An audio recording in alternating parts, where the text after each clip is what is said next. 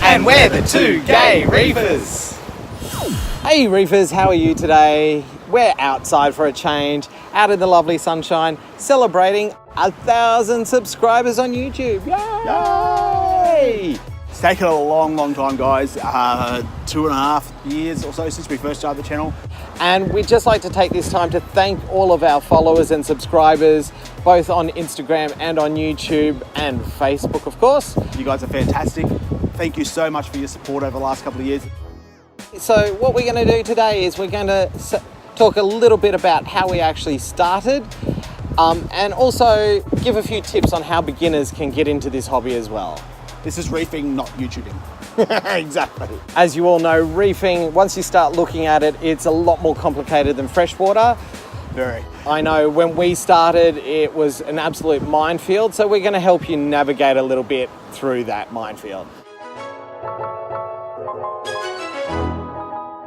So when we first started, we did have a couple of freshwater tanks. It was nothing special. It was just a tank, had a couple of fish in it, and that was really it. There was nothing really interesting about it. The tank never really did it well. We never really looked after it at all. We never cleaned it. We never did water changes. We put fish in and they just died. And fed them, and that was really it.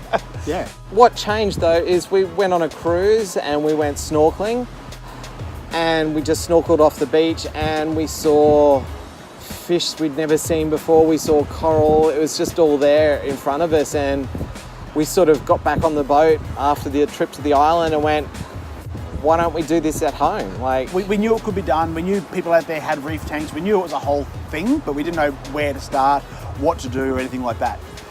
And we realized in the last couple of years, a lot of the equipment for reefing has come a long way. It is very user-friendly now. It is daunting because there's a lot of it. And it's very expensive. And it's very expensive, but it is achievable. We've actually gone through one successful tank and already upgraded within 2 years. So as long as you have the commitment and the drive, and most of all the patience. Yes, patience. It is something that everyone can do. That's right.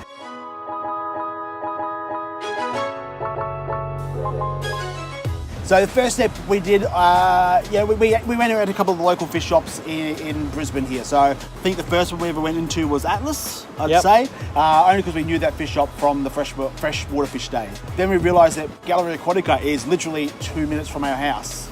That was very dangerous. That was a very big discovery. Yes, we just went, oh my God, we knew the shop was there because we drove past it all the time. We had no idea what it was. Exactly. Until we looked it up and went, oh, this is exactly what we need. So the first thing we did once we discovered Galleria Aquatica, we got talking to Cam, the fish guy, and Anya, and sort of wanting to get some advice from them as to what we needed to do, how we needed to get about starting, and they were very patient with us.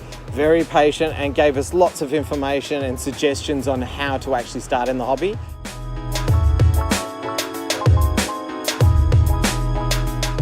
YouTube was very helpful, just for the sheer fact that there's so much information, so many different opinions, different approaches. But the problem with that is you can get overloaded with information very easy. A lot of people recommend the BRS TV 365 days of setting up a reef tank. So they go through step by step. They go through everything from picking the tank, picking the lights, picking all the equipment to go on it, everything like that. The only thing is, it is packed full of information, way too much information for a beginner. Yeah. I mean, there's 4 30-minute videos just on different types of lights, which is fantastic.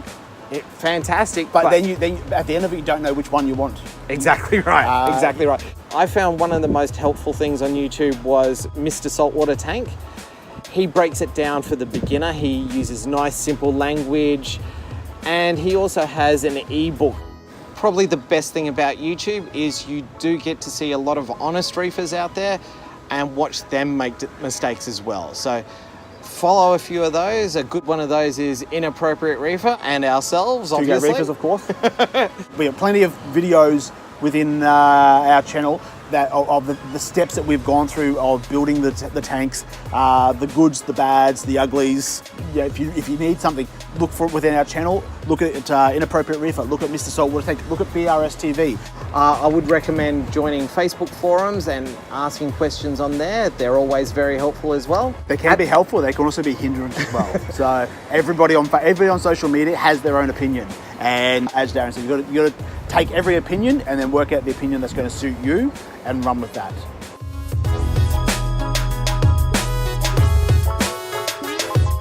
And the next thing you have to think about is your budget. Now, this is not a cheap hobby. There are people who say, you know, go for the most expensive stuff out of the gate, which can be a good idea, but you've got to be able to go with what you can afford. Because if you spend too much money, you're not going to have money to keep maintaining the tank. So your biggest expenses are going to be obviously your tank itself. You're going to need to put aside a couple of $1,000s for the tank, unless you can pick up a cheap second-hand one somewhere. Probably the other thing you need to look at is if you are going to go for cheaper or more inexpensive products, you need to expect to upgrade it. Yeah. So if you're getting cheaper lights, cheaper skimmer, as you grow in the hobby, you're going to want to push yourself harder and make bigger and better things with your reef tank. Well, most people do once they get addicted to it. And when that time comes, you'll need to upgrade some of your equipment. So the main things you're looking at in a startup tank is the tank itself, a stand, a sump, filtration, a return pump, a heater, a chiller, lights, wave makers for flow, and last but not least, rocks and sand. And that wraps up the main items that you need to research, plan, and budget for when you're starting out in this hobby. And once you get past all of that, you can start stocking your tank once it's set up, and that's another kettle of fish altogether. At the end of the day, you need to make decisions. Just make them one at a time. Use your brain. Make the decision, run with the decision. Do research on what equipment you need. Research your brands yourself. Ask for others' advice as well. And you'll be well on your way to success in this rewarding hobby.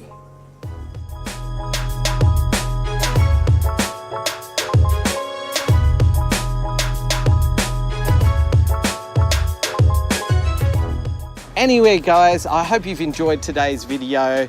It's a little bit different for us. If you do like it, let us know. Give us a thumbs up, leave a comment below. If you want to see more of this, and if you want to see us actually tackle specific topics, leave a comment down below. Like, comment, and subscribe as always. Be excellent to each other. Thank you to the 1,000 subscribers. We appreciate every single one of you. And keep it salty, everyone. Bye for now. See you guys. Bye.